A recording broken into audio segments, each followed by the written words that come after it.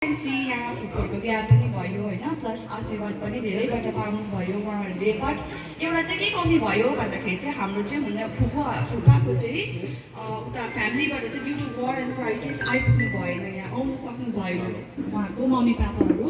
So उहाँहरूकोबाट चाहिँ short and sweet एउटा आशीर्वाद जस्तो सानो सबैलाई वेल विस गर्दै एउटा मेसेज भन्नुभएको छ, त्यो चाहिँ उहाँकै भाषामा छ।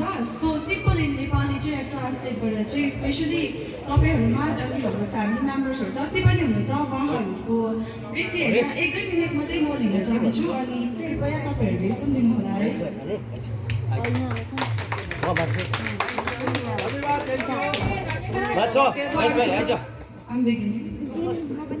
प्रिय खेल र हाम्री प्यारी सपना, हामी सबैभन्दा पहिले आमालाई बधाई दिन चाहन्छौँ जसले यति सुन्दर र अद्भुत छोरीलाई हुर्काउनु भएको छ, जसलाई हामीले उनका सबै सुन्दर गुणहरू जान्ने र अनुभव गर्ने सौभाग्य पाएका छौँ।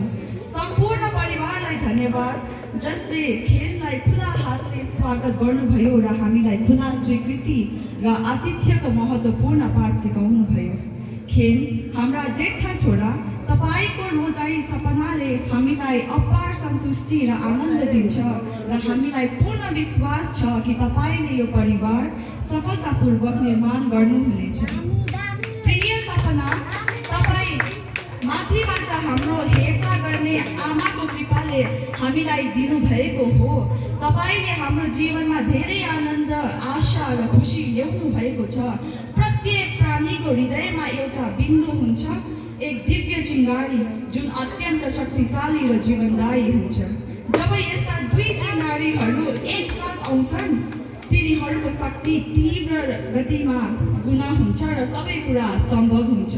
तिमीहरू दुई प्राचीन र विशेष संस्कृतिको परम्परालाई अगाडि बढाइरहेको छौँ र सँगै आफ्नो लागि एक अद्वितीय मार्ग बनाइरहेका छौँ।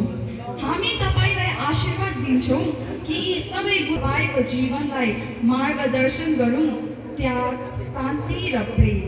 हामी शारीरिक रूपमा टाढा हुन सक्छौँ तर हामी भावनात्मक रूपमा धेरै नजिक छौँ। सबैलाई हाम्रो न्यानो अङ्गालो विस्तार गर्छौँ। धन्यवाद।